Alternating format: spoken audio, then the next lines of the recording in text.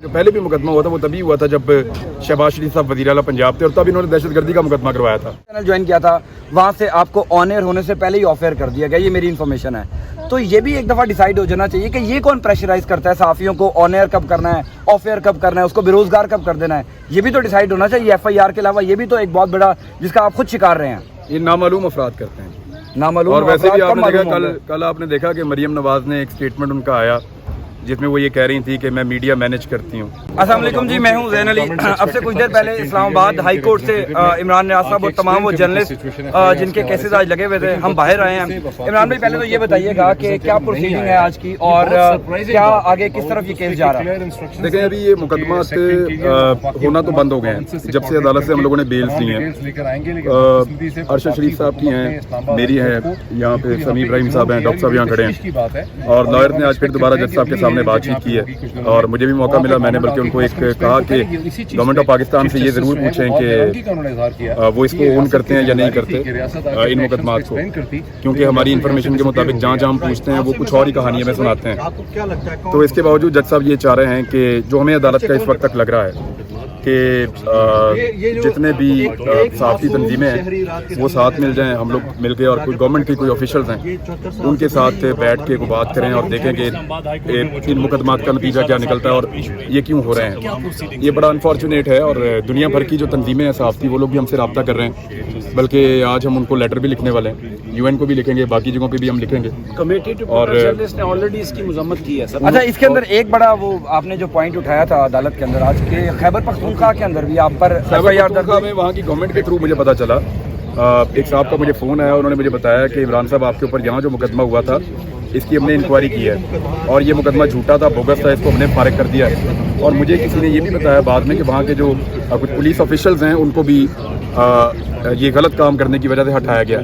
मेरी इन्फॉर्मेशन के मुताबिक अभी आज इसको कंफर्म करेंगे, मुकदमा वैसे ख़त्म हो गया, तो वहाँ से तफसीलात हम मंगवा लेते हैं इंशाल्लाह। अच्छा, आज अदालत में ये भी कहा गया चीफ जस्टिस अतर मिनुल्लाह साहब की जानिब से कि कोर्ट को लग रहा है कि कहीं ना कहीं ये जो FIRs हुई हैं ये किसी ना किसी दबाव में हुई हैं। तो जो स्टांस आपका था, हम लास्ट टाइम जो लाहौर हाई कोर्ट में थे आपने तब भी ये बात कही थी कि कहीं ना कहीं से प्रेशर आ रहा है, आज अदालत भी वही बात कर रही है। तो इसका कोई हल निकलेगा कि कौन प्रेशराइज करता है सहाफ़ियों के ऊपर मुकदमात बनाने के लिए? देखें, पाकिस्तान में पुराना तरीकाकार है, प्रेशराइज डिफरेंट तरीकों से करते हैं, पॉलिटिकल गवर्नमेंट्स भी करती हैं और दीगर जो स्टेक होल्डर्स हैं वो भी करते हैं, ताकतवर हल्के हैं वो भी परेशान करते हैं। तो ये चलता रहता है सहाफ़ियों के साथ, it's part of the game, और ये होता रहेगा आइंदा भी। ये रुकेगा नहीं जब तक कि आप कोई प्रॉपर मैकेनिज्म बनाएंगे नहीं। कोई एक ऐसा एरिया होना चाहिए जहाँ पे जर्नलिस्ट को जाके प्रोटेक्शन मिले।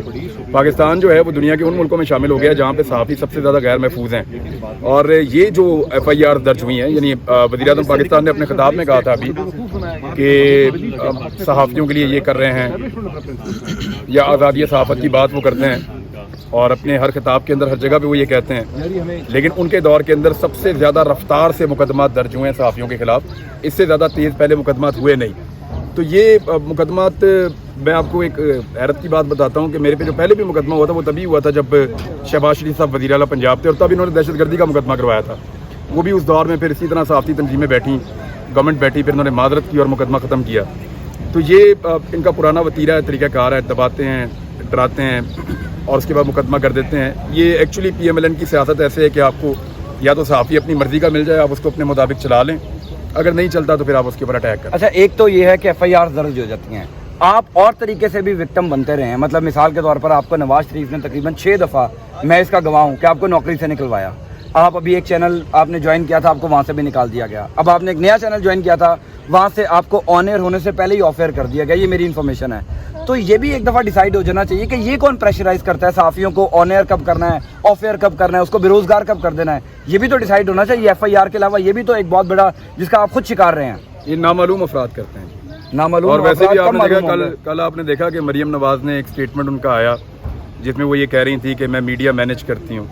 मेरे हाथ बांधे जा रहे हैं। आप देखें ना उनकी मीडिया मैनेजमेंट कैसी ज़बरदस्त है। उनके आप हाथ खोलें तो पाकिस्तान में मेरे ख्याल खबरें भी मरियम नवाज साहब खुद ही पढ़ के भिजवा दिया करेंगी रायवेंड से कि ये सारे TV चैनल्स पे चला दें, और खुद ही चला दिया करेंगी। बल्कि कैप्टन सफ्तन है, वो आजकल वेले हैं, उनको बिठा दें और वो तज्जिए करें और वही खबरें पढ़ें तो ज़्यादा बेहतर है।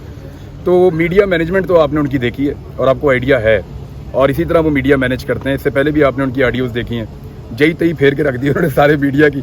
अब हम लोग बजाय इसके कि कोई क्रिएटिव काम करें, अब अदालतों के चक्कर भी लगा रहे हैं, لیٹس سی ہوتا کیا ہے. فی الحال تو ہمارا کافی صبر باقی ہے. مریم نواز صاحبہ اتنی طاقتور ہیں کہ وہ جو چاہیں گی ٹی وی پر چلے گا, جو نہیں چاہیں گی وہ نہیں چلے گا. پرسوں ایک آپ نے لوگوں کو دیکھا کہ ایک دن کیپٹن صفدر ناچ رہا تھا مزار قائد پہ کھڑا ہو کے اور عجیب طریقے کا رقص کر رہا تھا. سب کو دکھ ہوا, ہمارے کچھ فوجی دوستوں کو بھی دکھ ہوا. سندھ پولیس کی غیرت نہیں جاگ رہی تھی, جاگنے نہیں دی جا رہی تھی. اس پہ کچھ لوگوں نے آگے بڑھ کے کارروائی کی اور ایک دروازہ ٹوٹ گیا مریم نواز کا. وہ دروازہ ٹوٹنے کے اوپر اتنا واویلا ہوا پورے پاکستان کے اندر کہ آرمی چیف کو فون کرنا پڑا, بلاول بھٹو زرداری کو. اسی کے بعد ہوا تھا نا, بلاول بھٹو زرداری کو آرمی چیف نے فون کیا. اب آپ اندازہ کریں کہ کتنے طاقتور ہیں یہ لوگ. اور جسٹس جاوید اقبال صاحب کی جو بیوہ ہیں ناصرہ جاوید اقبال صاحبہ, ان کا گیٹ انہوں نے گاڑی مار کے توڑا ہے. کیا کسی کو فون, کیا انہی خاتون کو ہی فون گیا آرمی چیف کا؟ نہیں گیا نا. علامہ اقبال کے پوتے ہیں. مریم نواز کے لیے سارا تقدس, ساری عزت, ساری طاقت اور ساری رسپیکٹ ان کے لیے ہے. پولیس والے اگر پین نیچے گر جائے تو اٹھا کے دیتے ہیں. اور یہاں پہ پولیس والے کی رات سے ایک کال بھی وائرل ہوئی ہے, وہ آپ نے سنی ہوگی, لاہور سے آئی ہوئی ہے. بالکل. تو عام آدمی کی کیا عزت ہے؟ لوگوں کے بیڈ رومز تک یہ پہنچ گئے ہیں. ہزاروں لوگوں کے گھروں کے دروازے توڑ کے, دیواریں پھلانگ کے یہ اندر گھسے ہیں پولیس والے. کیا کسی اور کی چادر اور چار دیواری کا تقدس نہیں ہے جس کو پامال کیا گیا؟ یہ صرف ایک ہی خاندان کا ہے. بے نظیر بھٹو مرحوم ایک بات کرتی تھیں, شہید بے نظیر بھٹو صاحبہ کہتی تھی کہ شریف خاندان کے لیے لا آف دا لینڈ کچھ اور ہے اور ہم باقی سب لوگوں کے لیے لا آف دا لینڈ کچھ اور ہے. اور بے نظیر بھٹو صاحبہ کی یہ بات ہر دور میں سچ ثابت ہوئی ہے, ہر دور میں. یعنی پوری دنیا کے اندر ایک ہی ایسا قیدی ہے جس نے جرم کیا, جرم ثابت ہو گیا اور جیل کاٹ رہا ہے. پوری دنیا میں ایک ہی قیدی ہے اور وہ 50 روپے کا اسٹامپ دے کے اپنے بھائی کی گارنٹی پہ باہر چلا گیا پاکستان سے. 4 ہفتے کا کہہ کر گیا, آج 2.5 سال سے زیادہ ہو گیا. اور جس نے گارنٹی دی وہ وزیر اعظم ہے, جس نے گارنٹی دی وزیر اعظم ہے. دیکھیں, جو اس خاندان کے لیے سہولتیں ہیں وہ پوری دنیا میں کسی کے لیے نہیں ہیں. اب ہمارا پرابلم یہ ہے کہ ہم اس کو ماننے کے لیے تیار نہیں ہیں. میرا تو مینوفیکچرنگ فالٹ ہے. میرے تو صبح میں اسکول جاتا تھا, میں آپ کو اپنی پرسنل بات بتا دیتا ہوں, کسی بچے کے باپ کی وجہ سے اس کی عزت ہوتی تھی, میرا اس بچے سے جھگڑا ہو جاتا تھا کہ یار اس کا باپ جو ہے وہ فلاں بیوروکریٹ ہے, بالکل, یا اس کا باپ جو ہے وہ فلاں بزنس مین ہے, تو اس کو ذرا آگے بٹھا دو, بھائی تو اٹھ کے پیچھے جا کے بیٹھ جا. میں اس بچے کا بھی کوئی نہ کوئی جگاڑ کر لیتا تھا اس دور میں بھی. تو مجھے بہت برا لگتا ہے شروع سے کہ کسی آدمی کی عزت صرف اس لیے کی جائے کہ اس کے پاس پیسے ہیں یا اس کا خاندان بہت بڑا ہے. ایسے تو نہیں ہو سکتا. بڑے یہودیوں کو پرابلم کیا تھا ہمارے آقا نبی کریم صلی اللہ علیہ وآلہ وسلم سے؟ وہ یہ کہتے تھے کہ ہمارا رائٹ ہے, ہمارے بیچ میں آخری نبی آنا چاہیے. پرابلم یہ تھا نا ان کا, ہمارے نبی نے اس بت کو توڑا تھا.